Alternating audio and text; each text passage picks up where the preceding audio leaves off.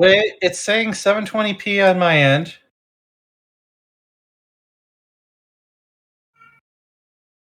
Okay. Yeah, all good? Why? It looks, there you go. it looks Excellent. good to me. There we go. All right. Okay, cool, cool. You've swapped around, so now my dragon's the wrong way around. Damn it. And yes, and everyone missed your disappearing act, Lambert. Oh, that's fine then. I think they saw. You know at what? I least a little bit disagree. of it. You are not turning me around. Ikamade says Twitch is censoring the truth about the fix it. crackpot theory. Paradox is like, shut it down, shut it down. Yeah. So yeah, we're all here. I'm Len. We got Rose. We got Loris. We got Lambert. I'm here. I got cookies. Yes. And yeah. So since you've already made quite a long video about this, we'll start with Victoria 3 as always. Lambert, what is going on in the world of Victoria 3 with Death Diary number 22? Well, quite a lot. If you've played Paradox games before and enjoyed warfare, enjoyed moving armies and units around, yeah, that's gone. There is something to replace it, but we don't know what yet. Yeah. Literally all this Dev Diary is their pillars, the philosophy behind what they're going to do with warfare. But there's no indication of what is going to be happening mechanically. I kind of still consider that a little bit of a mistake because, I mean, it's controversial, right? It is. All we yeah. know so far is that we're not going to be able to move units around. Yeah. And then to not say anything is going to replace it is, in my opinion, still a little iffy. I did have clarification from Martin, though, and I'm allowed to paraphrase him here, not here. Basically, they didn't want to have the discourse on the mechanics kind of tainted by the discourse of the concepts and vice versa. So having it separate is better for feedback. Yeah. I still kind of think it may have been a better idea to have it all together. But though we do know that next week's Dev Diary is the longest they've written for Victoria 3 so far, so maybe it wouldn't have fit in a single post. Yeah. So let's go over what we know so far. So you're not going to be clicking on or dragging a box around units and like right clicking to move them around the map. That is gone. So That's gone. One Proud Bavarian's crackpot theory was at least partially right. Yeah, I think the bones of it was right. The spirit of it was right. I mean, that's the problem I've got in my brain is that watching his video, I've just merged the two ideas completely. So in my brain, and I know it's not true, it's entirely correct, even though it's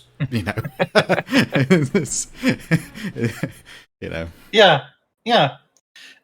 So what you're gonna do instead, it sounds like, is you do have units that are raised from pops, but you're going to be assigning them to fronts, and then you're going to be assigning generals to those fronts. They also clarified in the dev responses that you will be taking control of provinces as you fight wars. Those are the smaller units. Those are not the big, huge states. Those are the tiny little, pieces that make up states. So as your front moves, you will take control of individual provinces.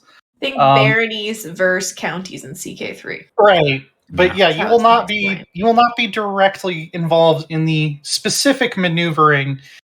So, I had somebody actually ask me on my Curious Cat, are you disappointed that we won't see anything like Sherman's March to the Sea in Victoria 3? And I'm like, well, you might want to read the next few Dev Diaries before you jump to that conclusion. Yeah. Because I think that is something that could still happen. It just won't be something where you are individually telling your armies to do that. I think the biggest disappointment I have with the discourse around the Dev Diary is that there are absolute doomers. They're raising their pitchforks. The game's dead. We can't micro our armies, and therefore it's game shit. I mean, those are some of the most ridiculous things I've seen. People on Twitter and Reddit going, "Oh, I cancel my pre-order over this." It's like, Well, I mean, if And, I don't understand it. Like, even if you were like, I can understand that a little bit though, because if moving armies, and especially if you're a multiplayer player, a lot of the skill expression that you have in a multiplayer game is how well you can micro your armies, how well you can cut off reinforcements, and this is all stuff that you do manually with your armies. And if that skill expression is gone, I can totally understand somebody thinking, you know what, this game isn't for me, and that's fair enough. I think if you were a war gamer, probably it might make sense for you to cancel your Victoria 3 pre-order. But I would say, like, wait and see until we know more about these systems. If you're a war gamer, surely you wouldn't be a big fan of a Victoria franchise in the first place. If you're a war gamer, I would think you'd be playing Hoi 4. I don't think that's fair, right? Because you can be a big war gamer in tabletop, and you can prefer 40k to bolt action, but you prefer the lore, and that's the reason that you choose them, right? There is good reason to prefer Vicky over Hearts of Iron, if even just being a wargamer, because like you're never just one thing, right? The specific mechanics for warfare are very different. I don't like Hearts of Iron warfare at all, not even a little bit. I quite like them in Victoria 2. And I don't think it's really fair to say that wargamers should be in Hearts of Iron. But there's one more thing though that I also am very disappointed by, discourse wise, and that is the people who are instead of raising the pitchforks, are like firing off the fireworks and going mad about like, oh, this is the best change ever and it's going to be so good and stuff. And it's like you don't have any indication of what is replacing this yet. So the absolute confidence and elation over this change, I don't think is warranted. It might be the best fucking thing to happen to Paradox games ever. It may well be that. But at this early stage to start lighting the fireworks is far too early, and it kind of just it reeks of gloating over the people. I think the only like intelligent response to this is how I would respond to it. Obviously, so. Anything of these two extremes that don't agree with me, I think is that's the eternal centrist. Well, no, that's the part that I think I totally agree with you on is the gloatiness. Like you don't have to gloat because they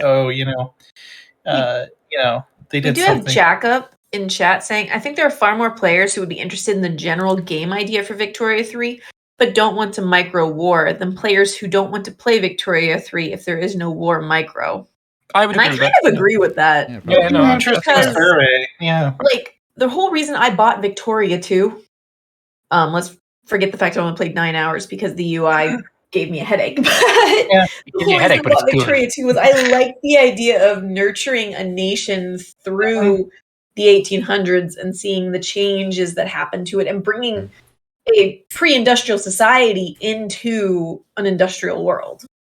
Yeah, absolutely. And I don't honestly think that the warfare system in like EU4 is necessarily all that good. It's gotten better, like the adding Marines and stuff, and some of the stuff they did with like naval power projection.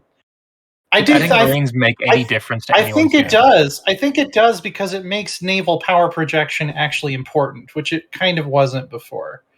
We also have Lord Tartarus in chat. The Army micro is always the worst part of PDX games for me. Well, the exception I raise you mana and I raise you development. The exception being Imperator. In Imperator, I loved nitty-gritty army management in Imperator. I think it was one of the strongest parts of that entire game. And it's built. It feels like it's built into it. It's not just tacked on as extra stuff. And especially once all the work they did on the supply system and stuff post-launch, I think Imperator is Paradox's best. The supply stuff. It does. There's no attrition if you've got food. It's gonna having friendly. If you've got a multiplayer game where you've got your ally in your land fighting your enemy, you can't feed them. They just have to bring their supplies from their own country, which is a bit odd. But I totally get where you're coming from. Right. Well, but I think Imperator is Paradox's best war game, even over Hoi 4. So, but then Imperator also has a very different focus than Victoria. True. Yeah. Although they were starting to grow closer together at the end there. Interestingly enough. Definitely. It was the closest, and that's why I'm pretty excited for Imperatrix. Imperatrix Victoria. There's a mod that adds it's going to add the Victorian period to Imperator. That'll be really interesting. Yeah, I'd say I think the phrase I used was cautiously optimistic. Yeah. I'm not sold on this change yet. I want to. There's nothing to sell you on. That's the problem. Right. Yeah, I'm intrigued. So that's what I would say. Theoretically, I kind of like the idea that like the American Civil War breaks out, and I'm Lincoln, and like Lincoln isn't like going down there with a cavalry saber to like tell the Union Army what to do, and maybe I have to go through a couple of incompetent generals to actually win the war, which is in the East basically what happened. Yeah. I mean, even Grant wasn't the best general. He just had a big army.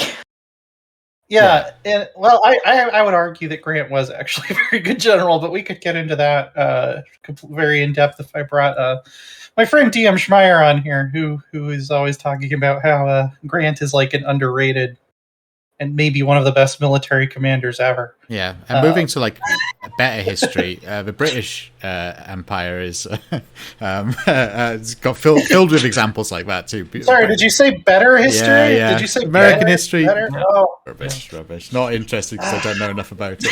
I mean, there's not enough of it really to think. I mean, you. A paltry 300 years. Yeah, but it's filled with. It's not enough. It's filled with an afternoon. It's filled with loads of cool examples of like generals being sent off to the other side of the world, and obviously there's no communication with them in London. So well, be the governor of New Zealand. I'm sorry for literally inventing freedom. I'm sorry that we did that. Yeah, sorry that's not interesting enough for you. Let's not go. Literally inventing the concept of freedom. Hey, Leanna, we have to say the French did try first. They just got a little bit too happy with the chopping people's head off. Well, they were inspired by us. That was the 1790s. Who was the first like 20 nation? Years after us. Who was the first nation in to chop off a king's head? Weren't the French? Was it? That's true. There was a. It didn't stick, but was that replaced it with a fucking Cromwell. Yeah, the famous freedom fighter Oliver Cromwell. Yeah. That was kind of an Emperor Palpatine situation there, but anything. So never forget the First World War was started by a 22-year-old American officer named George Washington. Dogberry, do you watch history buffs? Because that's literally what he quoted in his most recent video. My goodness, what's the logic of that one? I don't know, but I'm so Americans. I'm happy with that. So. George Washington was leading the Virginia troops through the woods. They saw some French troops, and they weren't going to attack. They were just watching them. But then something happened, a twig, and they shot at each other. And then the French were like, it's an envoy. But the George Washington's troops, they had some Native Americans with them, and the Native Americans just went and killed all of the French before George Washington could even say anything, and that sounds very suspect. Oh, they're talking. It was Seven War. I was going to say French. It wasn't us. You could make the argument that was the First World War if you ignore all of Asia. Yeah, I was going to say. Yeah. Kind of a big comment. I'd actually argue that the true First World War was the 7 Years' War, but Well, that's what we're talking about. Was the 7 Years War? Yeah. No, that's what I'm agreeing. Yeah. Okay. Fighting in the American Revolutionary War is just the sideshow to that. There's also the theory that George Washington he wanted a commission in the British Army after the 7 Years War, and they denied it to him. And so there's the theory that if he had been offered that commission, then the American Revolution would not have happened. Or would not have history. Succeeded. I like this whole history. It's great. Yeah. It's like if Hitler went to art college. Americans under the crown. I think we would have been okay without Washington. He was a good general, but I think that we would have been okay without Washington. That's some great man history. That also brings the question of if there was no Washington, who would have been the first president, and would they have stepped down after only 2 terms? We might have a king. So you lost that big time. Yeah. I always find it funny that like Washington was like showing up to meetings in like full officer attire, and then when they finally offered him the chance to be general of the Continental Army, he was like, "Oh, okay." So he's like already got supply lines. He's got like a big badge saying "potential general," like across it saying big sign saying "hire me." I know what I'm doing. Yeah, in university they called me the general. That's just saying. I just thought I'd share that fact with you. Hello, George is actually short for general. Yeah. Washington short of the Continental Army. Any other final thoughts on this particular victory? We only really talked about one of the pillars out of 7. So just to go through the others real quick. War being a continuation of diplomacy kind of runs on from what we learned last week with the diplomatic plays. The second one, war is strategic, therefore buy armies. Third one, war is costly, so if you go to war, your people going to die, even if you don't really fight much. War sucks. The fourth one, preparation is key, so having logistics already in place, having your armies already in place, because you can start mobilizing during the diplomatic play, which kind of alerts the other side that you're gearing up for war and makes them makes neutrals less likely to help you. But also, if it does break out in war, you are prepared, and your enemy might not be, so it might give you an advantage that you need. The fifth one is navies have to matter, which I find is really great. Yeah, that's perfect because it's already the case in Victoria too. Just more would be nice, for sure. Yeah, and it's really important, especially if you look at the Opium Wars, which were pretty much won entirely by naval. I mean, in Victoria too, as soon as the first, if you're talking about a multiplayer, as soon as the first person has got ironclads and has a decent enough fleet of them, they've won the next big war. If the opposing side, the opposing bloc, doesn't catch up in naval tech to get them, it is that important. It's basically a free win. So navies are already important, but they will continue to be important, and that's one of the pillars. Sixth and final one. So I guess there was 6, not 7. War changes. So we're going to be starting with maneuvering post-Napoleonic armies, and then we're going to go with Western Front World War I trenches, and have the changes actually be felt while you're playing the game, which would be kind of cool. The Fallout narrator would like to file a complaint here. OPP has some really interesting ideas on that too, about old guard generals and and if they'd be sticklers in the mud when war does change. One of my favorite books on World War I is A Mad Catastrophe, which is about the failure of the Austrian army and really the Austro-Hungarian Empire as a state.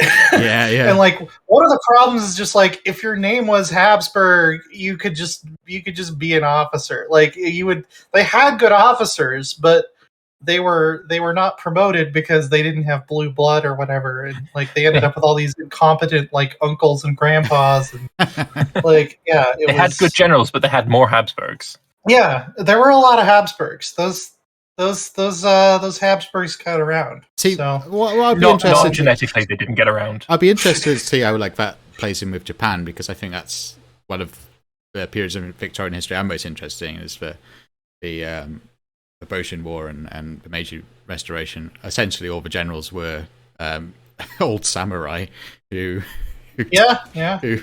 arguably every single one of them was old guard, and arguably, I guess, on the imperial side, that was a deeply reactionary force that went on to modernize the country. It's one of those weird quirks in Japanese history where well, the fact that the last shogun, he wasn't killed, he became a permanent member of the Diet and died in opulence and honor, basically. It was very different from, say, the French Revolution. Yeah, so mind you, it's maybe not too different because, of course, a lot of the generals stuck around. They just decided to pin their affiliation. Oh yeah, famously we're Napoleon, of course.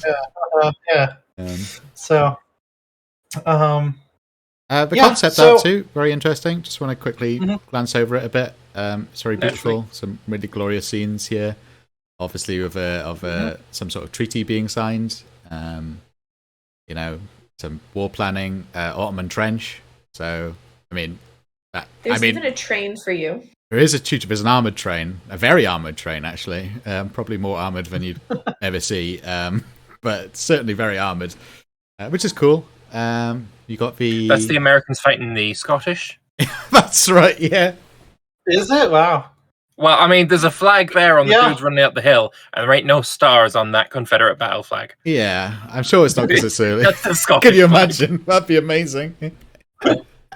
I mean, Vicky is all about, making your own history, right? You're playing as England, and I mean, it's also an unfinished piece of concept. No, So speaking of unfinished, we do have a teaser from Groogy. We do. Which shows. Got to see Hawaii, yeah. Yeah, with Honolulu on the incorrect island, it appears. It is very work in progress, naturally, as is most things at the moment. So yeah, it's like it was pointed out like a 1,000 times. So I'm sure they're aware, and yeah, that'll more than likely or almost certainly be moved before release. I think this is, although it's quite minor, it's one of the more interesting features of Vicky, I think. Not only from a gameplay point of view, but from an educational point of view too, right? So you get to Hawaii being an independent kingdom. No, I mean just learning what different terrains did different things. It's a volcanic terrain, so it's got more agriculture. Well, this is probably the worst example of this, but in every Paradox game that includes Hawaii, there is no way to zoom this close to see the island at that scale. Yeah. That's true. That does give us, if that's like actually how far you can zoom in during gameplay, that's not just like a dev camera thing. This is probably going to be I don't know. I'd have to look and compare it to Imperator because the Western Hemisphere isn't an Imperator, but it definitely looks like we're going to be able to zoom in way further than EU4. I can tell you that. Yeah, for sure. And it looks very detailed. We would hope, with it being over 10 years since we've had EU4. Yeah. I mean, the fact that they've got 2 cities in on the one island is also like you don't get that in EU4. You definitely get in. I mean, in EU4, the entire island chain used to be in a single province. I think they've split it up now, right? They are now. I think that might have just been since Leviathan, even. Smoking Volcano too is a nice touch. Yeah, and even like the font size of those city names makes me think this isn't even zoomed all the way in. Oh, that'd be cool. Yeah. You get to zoom on and you see people walking around the town. Yes, we're now promising that. You're going to be able to see into it. No. Yeah, it's because it's like city builder mode where you have to like do the street layouts and stuff. That would be cool. I don't know. I'd be so on board. Zoom in enough and Tropico launches. They've got the CK3 to mount&blade converter now. Now we just need the Vicky 3 to Anno 1800. Yeah, Vicky just needs to integrate with all these games. He needs to integrate with OpenTTD. So same with Hearts of Iron needs to do that too, and needs to integrate with Tropico too. Napoleonic Total War is almost, the right period. Yeah. Not Total War. I was thinking of Napoleonic Wars in Mount&blade Warband. But yeah, just Napoleon Total War, it would be a great example if Empire Total War didn't exist. Speaking of like Total War, we do have a teaser from Martin showing a general. Yeah. Yes. Also saying, as Lambert mentioned, that tomorrow's Dev Diary is going to be the longest one so far. Mm-hmm. I did ask in the comments, how many Groogies will it be? And no one has answered me yet. Oh, well, we need to know. We need to know. I guess we'll know tomorrow. We can print it out ourselves. In fairness, the length of scale known as the Groogie is mostly just used for patch notes. Oh, I see. But it's so long. Will it be longer than the massive Hoi 4 ones? I don't know. That would be hard to beat. Some of those Hoi 4 diaries where they walked us through every single focus on the focus tree, basically. Those If it reaches 10 pages, it becomes a mega groog. No, a giga groog. Then you've got alliteration. A Groogle. Groogle. Oh, that's good. Yeah, so he's part of an interest group. Yes, I think he has a couple of theologies. That's the most interesting thing for me is the part of the interest group. Cool. He has 0% skeletons in his army, which honestly I think you should probably bring a few more. Bring some more. Yeah, necromancy. Not having any skeletons in your army, Jesus Christ. That's clearly what that means. Yeah. Speaking of that, and Bernard, no. We should talk at some point about the Unbinar update, but I don't think we'll have time. I think we did. No, we mentioned it. There's a new dev area out for Unbinar. It came out this week. Is there a new one? It's about for Jad. We'll have like an Unbinar catch-up episode at some point. Yeah. So, we have some art to look at. Yeah, we have quite a bit of art to look at because we put off. Oh no, it's CK3 next. Isn't it? I'm really out of order. Yeah, there is some art. I thought there is some art related to this. All right, cool. Tapestries. And you can vote in chat for next few seconds. Is it a Groogle or a Gigagroog? I like Groogle. I like Groogle as well. Yeah, we got to see some more Royal Court goodness. Rose, what did they show off in this week's Dev Diary? All sorts of stuff. They took us on a walk through the court, essentially, by first showing us where the button's going to be on our screen, which appears to be under all of our other little helpful intrigue and decision buttons and stuff on the right-hand side. Mm-hmm. It appears to be the Iron Throne. Yes. And it does show that you can view other people's courts if you click on, like, let's see, they picked Emperor Martin of the Holy Roman Empire. Oh, yeah. And up there in the left-hand corner, there's a little throne. Oh, my God. That's what you would click. I completely missed that when I read that. That's pretty cool. I like that. He's also got blue lips, which in, like, a picture there, which is curious. It's some kind of poisoning that does give you. Yeah, might want to fire cook. Yeah. You've got blue lips and feel a tingling sensation in your extremities. Might be someone trying to kill you. Yeah. And then we get to see one of the throne rooms. This has come such a long way since the first screenshots. Yeah, it looks a million times better, doesn't it? Yeah. I still think it's a little bit awkward to just have these like pedestals with artifacts on them in the middle. Like it's not good. It's not good interior design. Just have them in the middle of the room like that. Yeah, but yeah. I mean, there's a mantelpiece right there, right? Yeah. Well, and they showed off that we can actually move a lot of the artifacts. Like you can move banners around and stuff, which is cool. They saw unpacking.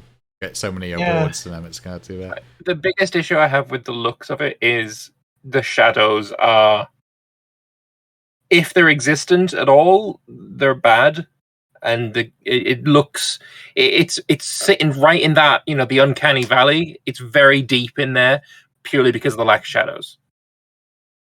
It's like Gigagroog has won the vote by a significant margin. It looks like so.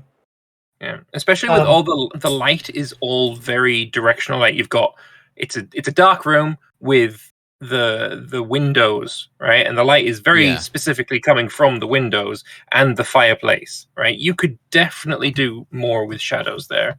And I suppose, like there's the argument that shadows don't run on everyone's PC that well. They're hard to render and all that kind of thing. But like, they're well. They said if you're playing on a potato computer, you can set it so that it will just render a static image of the throne room. Oh, so that's not even really an issue. Like, I want RTX and DLSS throne room settings. Paradox, if that better be in there. No. BI integration. RTX on. I want my ray tracing, man. I've got an NVIDIA card now purely because I want to see them bloody God rays. Yeah, come on. The ones that I turned off in Forza. Yeah, I want to play Crusader Kings 3 in 15 FPS. Yeah. That's like the standard Paradox experience for like a lot of people anyway. Yeah. At least, with newer Paradox games. We also got a little more about the Royal Court in that first button where you can click it. It says you have one unhandled situation in your court, and we get to see it. Nice. Appears to be an inspired character, is it? No. My liege, a word, please. My Chancellor, Baron Benito, approaches me during a brief lull while attending court matters. He gestures to a less populated spot in the room, and I follow him there. I'm concerned about the state of Leon Castle. While holding a meeting in one of the rooms, we all noticed a horrific smell. It must have come from the latrines a floor below. I implore you to consider paying to fix the neglected parts of the building. I'll ensure that the problem gets fixed as soon as possible. My steward can handle the matter. Just plug the hole in the floor. Yeah, I want to put someone to death for this. Like, okay, who went and dropped one in the latrine below the meeting room right before an important meeting? To the dungeons with you. The other thing I thought was really cool, other than being able to move artifacts around, is that like your court room will look like really dingy at low levels of splendor. And then it looks nicer and nicer as your grandeur goes up, not splendor. Yeah, There's so many grandeur you can increase. They show some of the ways you can do it here. Right. Yeah. So we've got fashion, food, lodging, and servants. Which historically is true. Which means in medieval times, more gaudy, more colours, lots of. Oh yeah. Which I'm okay with. Didn't they say? I don't want to like put words in the devs' mouths. Didn't they say something at some point that like if you upgrade fashion at your court, like the lower tier people will start wearing like higher social status clothing?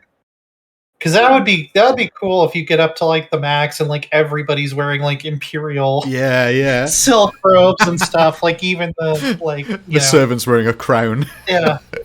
The servant has like his own little Reichskrone. Yeah. It's like a very small version of it. Yeah, so that'd be cool. I also like the fact that it's not if you drop below a certain level of grandeur, it takes 6 months for you to actually lose the effects of that, so you have some time to fix it, which is nice. I'm not sure what the green bar means. There's like a blue bar and a green bar, and I wasn't quite sure what. I don't know if the green bar is your expectation, like your expected level of grandeur. Maybe, but I'm not sure. That might be what it is. But our current level is level 4. While we do not have enough grandeur to maintain this level, we unlocked it before. It'll does stay unlocked for 6 months. I think that might be it. The grandeur, it used to be higher and then it's gone down again. Yeah, so seems like they used to be level 5 and maybe that one's already gone. Like but then there's a green bar that goes like I guess I could see. Yeah, that could be it. I would some of the bonuses are interesting. I would want to make one addition, which would you gain piety with some religions if your grandeur is low. That was seen as being quite pious, right? It is a little bit weird that you can't really play as like a very humble ruler. Yeah. I do like that you get a bunch of really powerful bonuses if you overshoot, though, which will be cool if you want to like. Okay, I formed Ireland, and I want to just stay as Ireland, and you can, develop your counties, bring in all these taxes, make your court really opulent, and then because you're overshooting expectations, you'll get a bunch of bonuses for that, which is nice if you want to play tall. Yeah, same, because I barely ever want to make myself an emperor or anything. I just want to be like a king, a very grand king. So now you can actually. I want to see an Adamite court. Yes. Yeah, the Adamite courts are going to be interesting. It's like everybody's running around with those little fig leaves on. Is that what it's going to be? I don't know if the screenshots probably still exist somewhere, but there was an in development build of Crusader Kings 3 that did not have the fig leaves, and the men looked horrifying. They didn't go to the time to actually fully model anything, but there was like There was something down there, and it looked very scary. Ominous nub. Yes, it was an ominous knob is the perfect way to describe it. Yeah. Or just choreograph it so that everybody is standing behind something, no matter what angle you're at. Yeah. This part kind of was a little bit odd to me that like you're only going to have a choice between like 2 different court types based on your cultural ethos. I'd kind of like it to be less restrictive than that.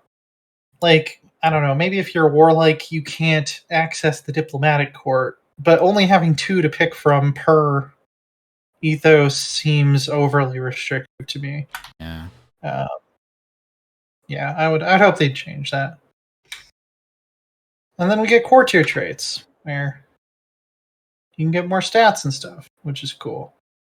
Especially if you're playing as a vassal. So, yeah. Vassals. Who plays as vassal? It can be fun. Yeah, it can be fun. I've done a few. I always inevitably end up becoming a king anyway, because at some point. But like, it is fun to play as a powerful vassal for a while.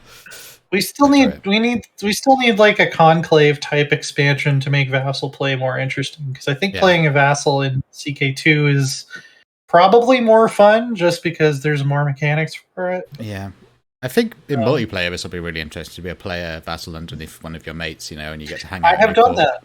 Yeah, I have done that before. It's great because the emperor has to handle all the foreign affairs. Yeah. And I could just build my base of power from the inside. Yeah. So. Yep. Cool. Yeah, it'd be cool to hang out, friends, go over your friend's house in game. It's released slightly too late for the COVID stuff, but get some more restrictions in so you can visit your friends in game rather than in real life or something. Right. I think we pretty much covered it. Most of the rest of this is just stuff we already knew, like artifacts and things like that. Yeah, Arabic court is very pretty, beautiful. It's art, great stuff. Absolutely, yeah. I love the comments. Yesterday, at 2:48, release when? They already said it won't be till 2022. Yeah. I think Stellaris Aquatics will be out before CK3 Royal Court. Speaking we have EU4 coming tomorrow, out tomorrow, right? Yeah.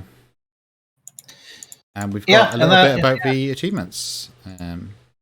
We do. They added one based on a community member who unfortunately passed away, who now has their own achievement in the game, which is pretty cool. Oh, that's sweet. If you know how personal unions work, there is a good chance that's because of this person.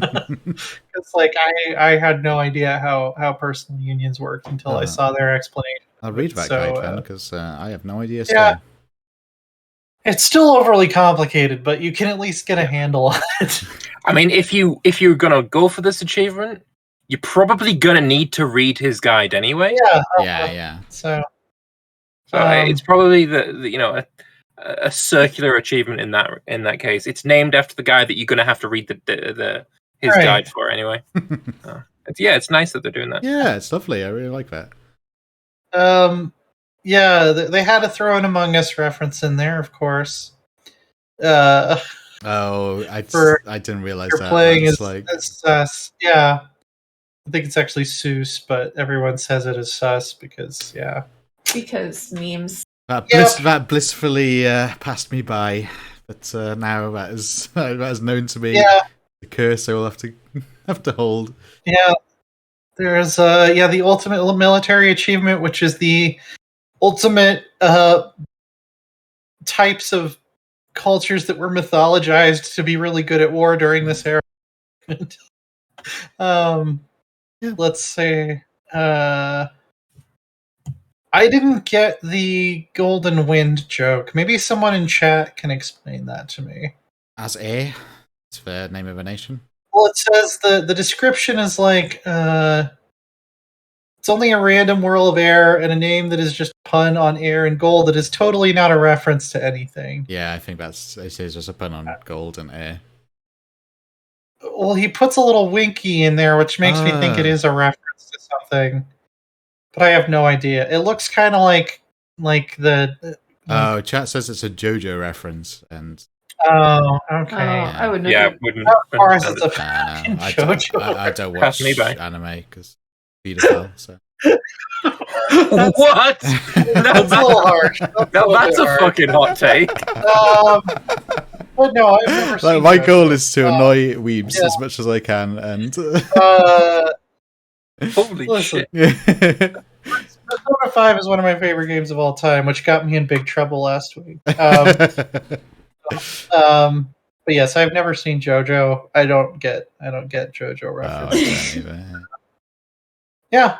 Was that all of them? Yeah, I believe so. There were some arts that I believe you didn't cover when I was ill. Oh yeah, we wanted to wait. There are more on this one. Is it? No, there are more. I thought that was achievements. Spoiler tag. Yeah. We have Mansa Musu Fugger Baking. This is fine. Con! Knights of the Caribbean. Australia, Hungary? Or Australia? Yeah. Shamat it should be Australia. Yeah. One Nation to Rule Them All. Swahili Persuasion. I Don't Like Sand. And Surfing USA. Form the USA as Hawaii. You could do that. I'm really surprised there was not an achievement to restore the Mongol Empire yet. Yeah, I thought there was. No, it's just Yuan, isn't it? That's the only one. Yeah, it must be. Yeah. Back in control. Yeah, that Golden Wind is definitely a JoJo reference. I just asked the resident JoJo nerd in my Discord. And he's currently saying, ooh, Kano Jurino Givana, which I guess is a character, maybe? I don't know. Yes, I don't understand the animals. Yeah. Boris, what do you think of these? Because these seem like they're like just increasing in quality almost every time they put out a new unit pack. Yeah. Especially the models. I mean, the models have come a long way anyway. I think they've been pretty good since a few DLCs in. Like, I really love the Chinese models a lot. The later European stuff is pretty great too. And these carry on the same standard. I particularly love the Ethiopian missionaries. Really, really nice touch on that. So hopefully it's. I don't know why the Congolese ones are so light skinned. I always think of Congo as being like one of the more darker skinned areas of Africa, but yeah, I could be wrong. Yeah, I'm not quite sure. I don't know enough to say, but don't know enough. Yeah, but sure. Southern African group seems like it's clearly supposed to be Zulu, which you can form now. Yes, yeah. I love the Napoleonic Zulu warrior with the leopard skins. That's pretty awesome. Yeah. Same. Oh, pretty good. But yeah, models are great. Missionaries are great too. Big fan of them. Because they're protecting the Ark of the Covenant and all that, which is pretty great. There's a great story about that actually. I was reading like a couple of weeks ago in the Victorian era, and it's like I love all these like little stories of like awful things we British have done abroad on the back of just pure bluster, I guess. So during World War II, there's a temple in Ethiopia where they say they keep the Ark of the Covenant, right? And there's only ever been one recorded case of somebody going into that and having a look, and it was a British officer who was into archaeology and stuff. During the occupation of Ethiopia, because it used to be under Italian control, basically went up to the temple and says, "Hello, I'm going in. And there's nothing you can do to stop me. Off I go." And when he went in and saw the Ark of the Covenant, apparently, and then came back, and for years kept it all as a secret, what was in it. And basically, just before he died, he said it's a medieval box, essentially. It can't be the Ark of the Covenant. But his quote was, he didn't want to make this public information because it seemed jolly rude to the Ethiopians to make it public. Yeah. Well, we know that he didn't actually see it because his face didn't melt off. So. True. True. Yeah. Maybe he stole the fake. Like they had a fake there just to distract people. Oh yeah, true. Actually, yeah. Probably. I'm still these portraits are part of the Origins expansion, right? I assumed we were part of a patch. Because they were listed under expansion features, and I'm not sure. And just say for Origins. Yeah, see, that I don't like. I think because these are 4 cultures that released with Leviathan, and because people who bought Leviathan felt a little bit burned by it, I think they should have just added these for owners of Leviathan. I don't think you should have to buy another DLC to that's get like access. Buying a DLC for a DLC, which is Questionable. questionable. It just would have been nice. It would have been a nice gesture, I think, to the people who bought Leviathan on launch and were like upset that it wasn't in a good shape. Like, okay, here's some, because you already own Leviathan, here's some portraits for those cultures. Seems weird to me that they would make it part of a separate DLC that you have to buy. But yeah, I assumed it was part of a patch, but I think you're right. Reading the text over again, it's part of a DLC in it. Yeah, that's a shame. Speaking of DLC, though, we do have Hearts of Iron: No Step Back. We do. Again, it's another one of those achievement dev diaries, which is not particularly interesting. About trains. At least they run on time. Yeah. There's a few train-based ones, but it doesn't have the Cape to Cairo one. But it does have Gibraltar to Singapore, I believe. Wow, that would be almost impossible. Yeah. Because it would involve conquering. No, it was Luxembourg, mate. It's all right. Easy. There's a reference to Monty Python, of course. Not much fun in Stalingrad. As Germany capitulate Russia and do it without taking Stalingrad. Good sketch. Around Eurasia 80 days. Oh yeah, that one. Yeah.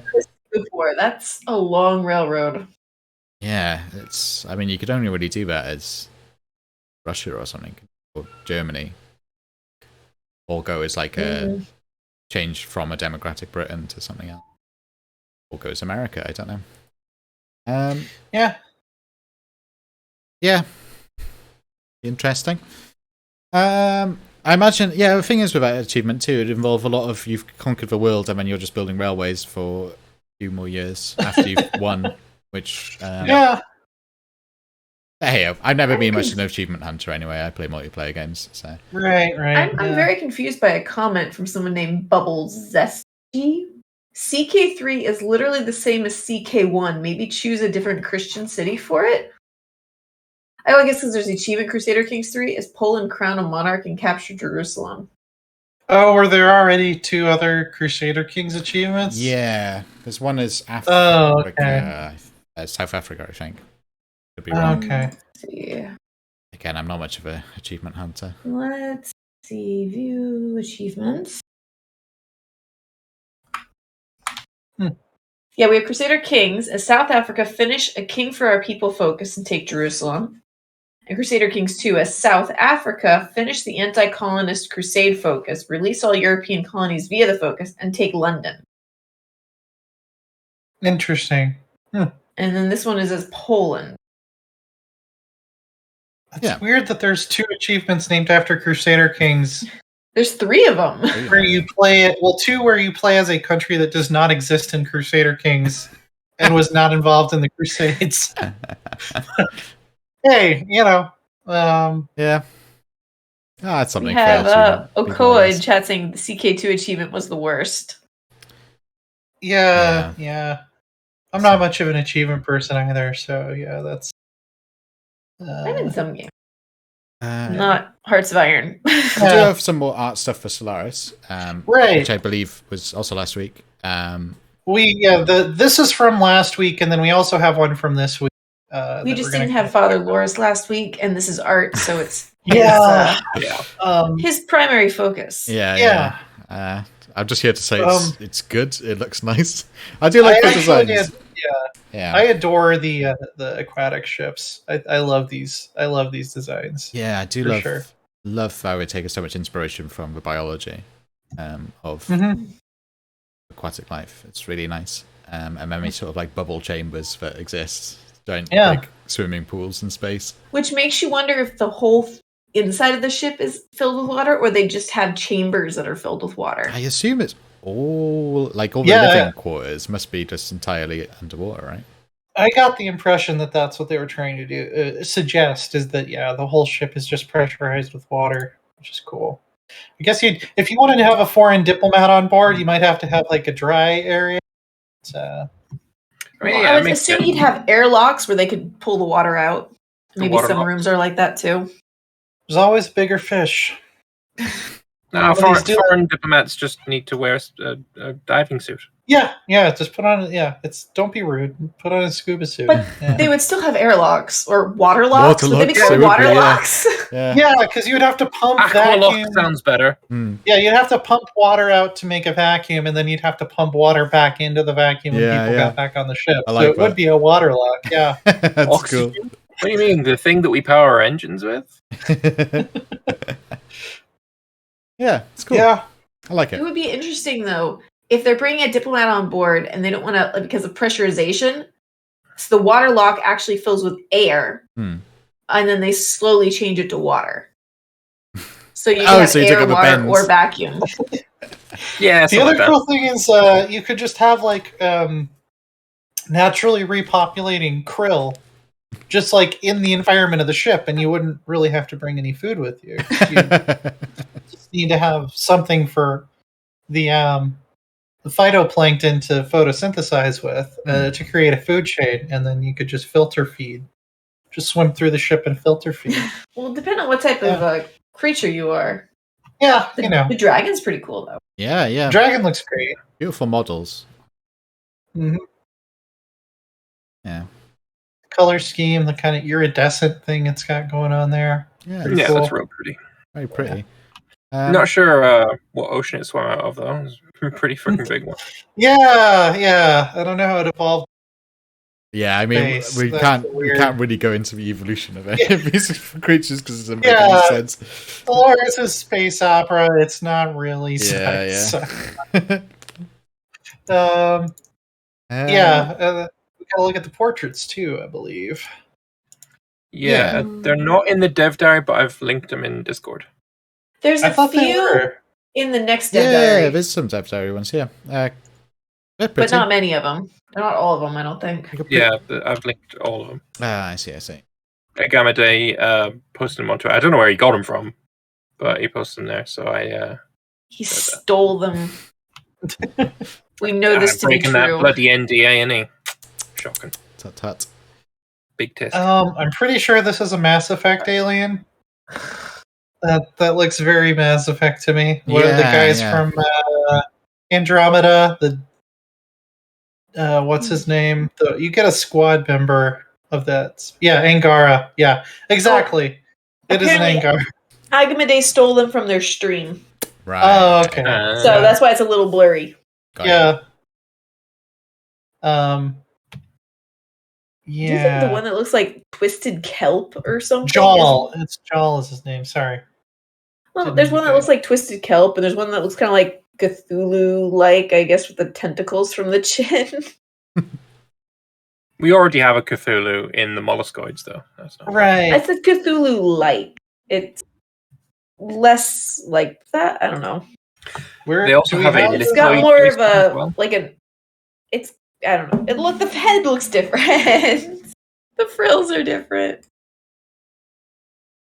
Yeah. Do we have the tweet that we could pull up? Oh, yes. Give me a second. Yeah. And apparently there's witch streamer art. She has done art on this. Yeah, I really like her actually. Cool.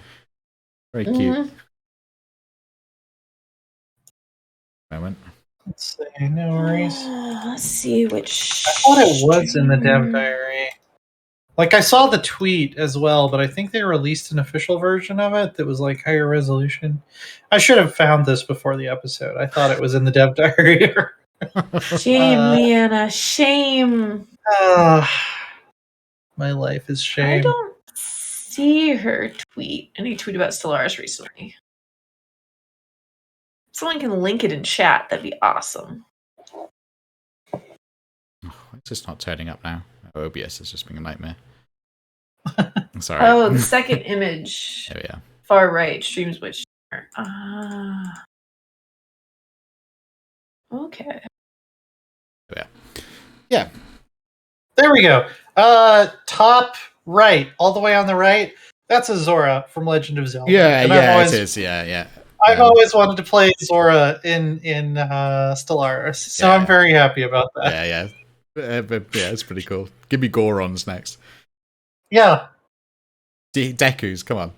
Mm-hmm. I want to play as for Deku's from Majora's Mask.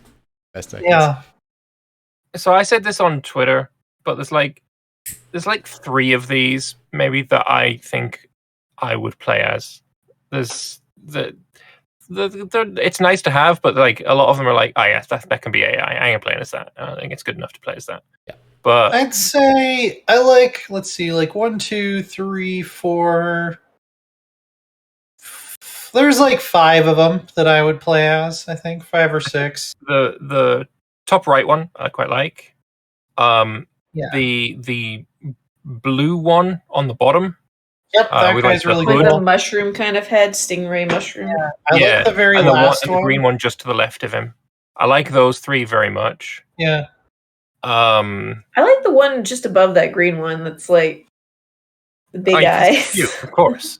Bottom left would be cool for like an evil hive mind species, I think. Yeah, it looks more molluscoid to me. Yeah. I mean, some of these are kind of molluscoid. Yeah. There's some overlap, design wise. Yeah, like the second one, like the very second one at the top left, I just don't even know what's going on there. Like, yeah, like I can't even tell what's happening. Yeah. And like I probably would not choose that one, but I'd just basically pick the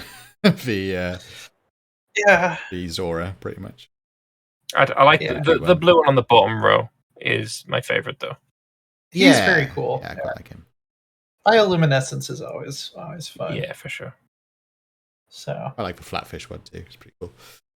Like that reminds you of that bully from SpongeBob. And I like any time that they add a bunch of new ports because it just means every game you play you're not going to be seeing the same aliens as often. Yeah, exactly. Yeah, I like that fact in Stellaris that like you never quite know what you're going to run into. So yeah. We got some stuff if we got time for Warhammer.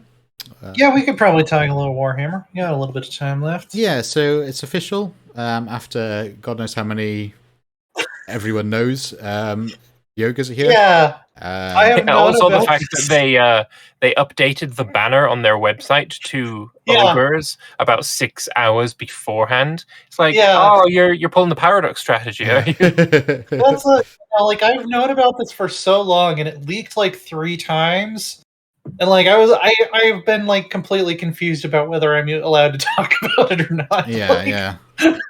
It's like, well, everybody kind of knows that it's ogres now, right? Yeah. Like, but like I don't want to like upset anybody saying it, so I'm like, I'm just not going to talk about it until they officially announce something. But the trailer's out now, which is about as official as you can get, I'm pretty sure.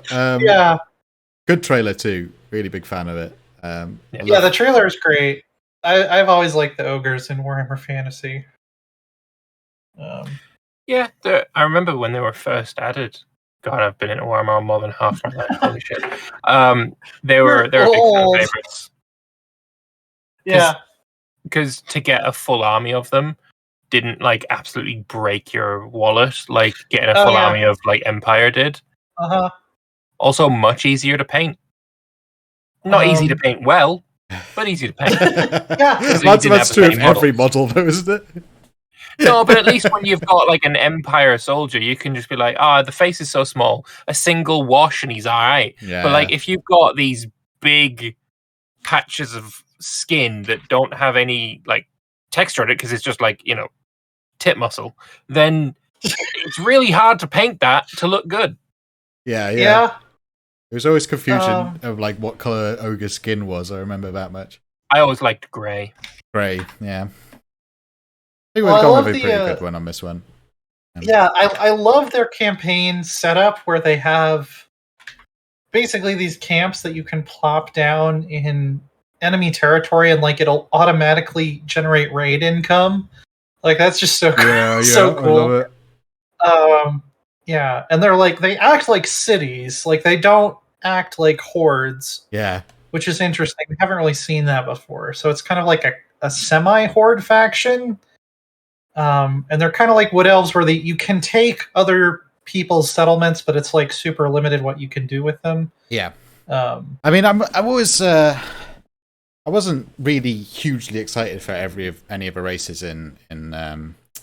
I wasn't even excited for ogres, to be honest, until I learned about this, and they've done the aesthetics for ogres really, really well. I think. I'm a big fan of that sort of thing. Oh yeah. So this is definitely going to be the first civilization I'm going to be playing. I see myself playing a lot until I can get back to my Skaven. Precious Skaven. I love the idea that their like main secondary resource is meat. Yeah. You just carry around a bunch of meat, and you can like have a feast, and it gives you bonuses. Yeah. But your units also consume meat. They're going to get mad if they don't have access to meat. Yeah, which One is thing I find kind of awkward though is they've just had the I can't remember what the DLC is called, but the Grom the Paunch, whose whole deal is all about eating, and it's like if the Ogre Kingdom's legendary lords don't have a similar mechanic all about eating, then that's going to be bad. And if it's exactly the same, that's also bad. Yeah, because it's very powerful. What are they going to have? Yeah, what's his name? Not Greasus. Who's the other one? Grom, the goblin fella. His mechanic sounds very similar to Grom the Paunch, so I'm curious how they're going to make it different. Yeah, because if it's exactly the same, then people are just be like, "We've seen this." Yeah. No, I don't think somebody in chat saying Grom was free LC. I don't think it was. It was for Warden and a Paunch. Just paid, I believe. Yeah, it wasn't. I'm pretty sure he wasn't free. Yeah. I mean, I got it for free, so I don't know. I mean, I think most of us here get Warhammer DLC for free. That's a reasonable disclosure to make. But there's one thing I don't like, I guess, is the fact that this guy is like got like a fart, I guess. Yeah, that's kind of cringe. Yeah, honestly, I'm not a big fan of that. That's a little. Yeah, that's a little bit taking it a little bit too much into like 10-year-old humor. Toilet humor. Yeah, it's like it's strange because as much as like Warhammer has like Nurgle, and Nurgle is all about decay and rot and filth and dirt. Yeah, like Warhammer's never really had toilet humor. It's never had any references to piss or shit. It's all been like kind of above board disgusting rather than like below the belt. Well, like disease is kind of different. Yeah, like that's because that's like a common trope in fantasy, I think. But I also like we did kind of skip over a little bit. I like that they can. Not to say it's not childish humor in Warhammer. I mean, but it's great childish humor because obviously you got like tic tac toe. Some of the names for stuff is great. Sorry. Go on. Yeah, ogres can also take contracts, which we kind of skipped over a little bit because I skipped ahead. But I do love that aspect of their faction too. Yeah. Is that you can just whoever wants, whoever has money, Is it the Chaos Gods? Is it the High Elves? I don't care. You got money. You want me to kill someone? I'll go kill him for you. Sounds good. I think that's going to be a lot of fun. So I want to see Snotlings. That I was trying to think of the kind of, it's not with the Ogre Kingdoms on the tabletop. They had the ogres, but they had their little minions as well, the Snotlings, which are like the most fun part of that faction. I want to see how they do if they have a Snotling legendary lord, because that's going to be a lot of fun. Well, there's even hobgoblins, aren't they, in Warhammer Fantasy? Ogres. I'm going to have to look it up. It's something. Lord Tartarus in chat is saying Grotlings. Grotlings. That might be it. Yeah, because their regular infantry. It's kind of weird. So like just normal infantry, and they're the Noblars, which are like a different breed of goblin or something. Is that what you're thinking of? Yeah, it's like a little breed goblin. Yes. Yeah, but then like their tier 2 infantry is actually like a hybrid between regular infantry and monstrous infantry, because it is made of ogres, but they have a much higher model count than any other monstrous infantry in the game. Yeah. So that's going to be interesting to see. Like, is it viable to make entire armies out of that, or do you still need to bring some Noblars just to deal with the anti-large units? Like, yeah. I'm sure ogres can tear right through a swordsman just fine. Like, that's not going to be an issue. But like, if you're up against a pike-heavy army as the ogres, it seems like you're going to have to bring a fair bit of Noblars, even into the late game, just to tie up those spearmen so you can get around and crunch them with your ogres.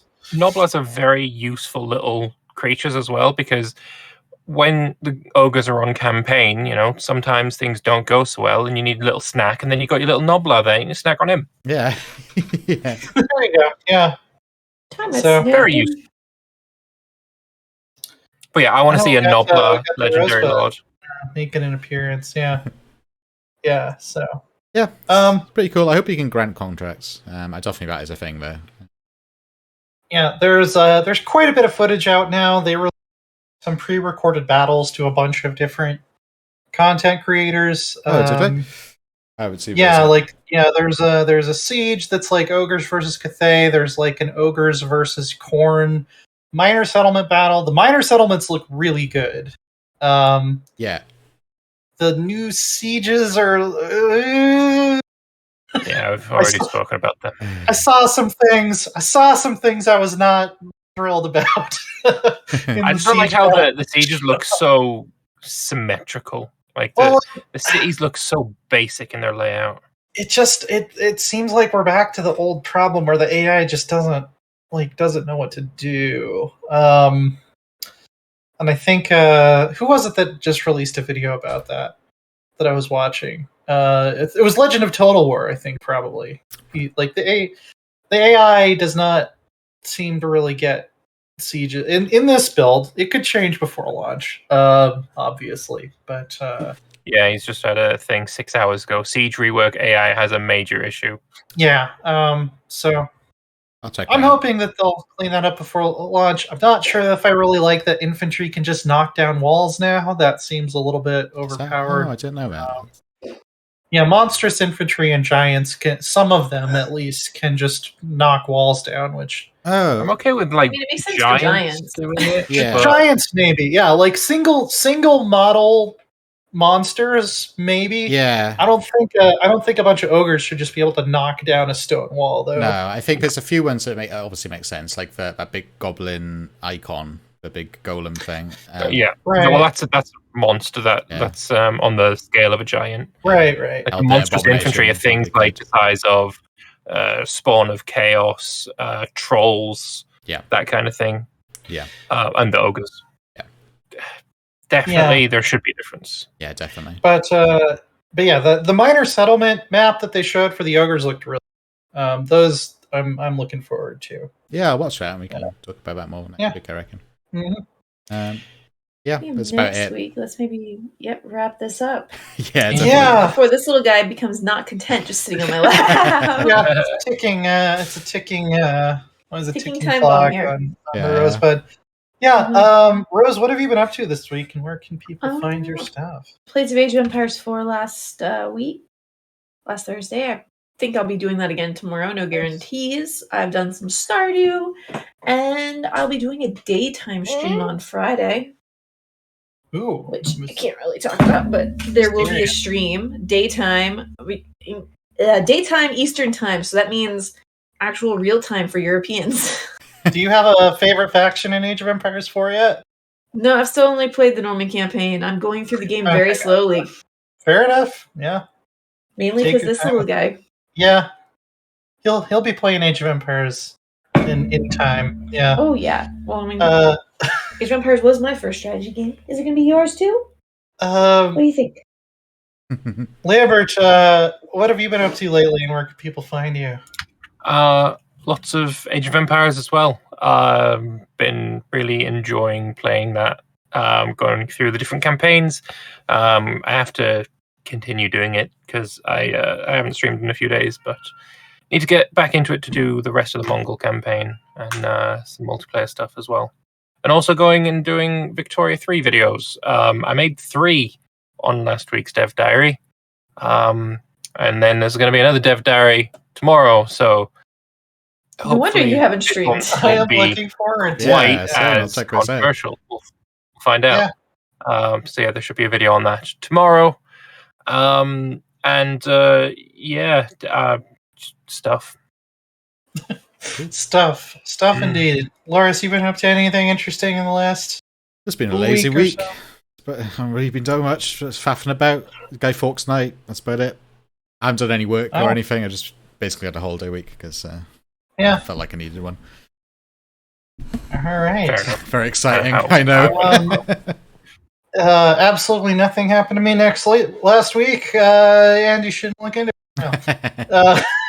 I made some JRPG people very mad with the review that but they're born mad, so who cares? Oh, yeah. So a lot of them are fine. It's a small group that is, yeah. What was it? Always the smallest group that's the loudest and the most obnoxious. There are a lot of gamers who just think, for some reason, the adults in their life failed them or something, that it's okay to just throw a full-on toddler temper tantrum because somebody disagreed with you about a video game on the internet. It was Persona or something, wasn't it? He threw a tantrum because he wanted to throw away his apple and get a new apple that he'd only taken 2 bites out of. That's fair enough, though. So, that's appropriate. You know what? You're his age, that's, that is legit got more sense than raging about a video game. Yeah. Good. I mean, I love apples, like... My 5-year-old... He took 2 bites and he went to go put in the trash can and get a whole new one. I corrected his pronunciation. And he was like, no, it's Z. No, it's Z. You're not American. Z. Come on, for fuck's sake. You say Zorro? Too much Cocomelon. Or Zero? Zero. Yeah. It's Z for zebra. Learn it. It's important. You're British. Didn't your son be more Finnish, considering... I mean, yeah, but like, when he speaks English, he's British. When he speaks Swedish or Finnish, then he's Finnish. We'll be back the same time next week to talk some more grand strategy news, whatever it is that this podcast is about. More things, more tangents. And probably a lot of Vicky, I imagine, next week. Yeah, I mean, longest Dev Diary they've written. Yay. Yeah. I need to rest my throat before I do that video. Holy shit. Get some honey lemon tea. That always helps. Lemon, why not? Or honey ginger tea, that's good too. Ooh, yeah. Heroin, I think, also helps a lot. Good pain relief. Energy drink. See you next time. time. Keep it legal. Bye. Yeah. All right. You were not allowed to say that. Holy shit.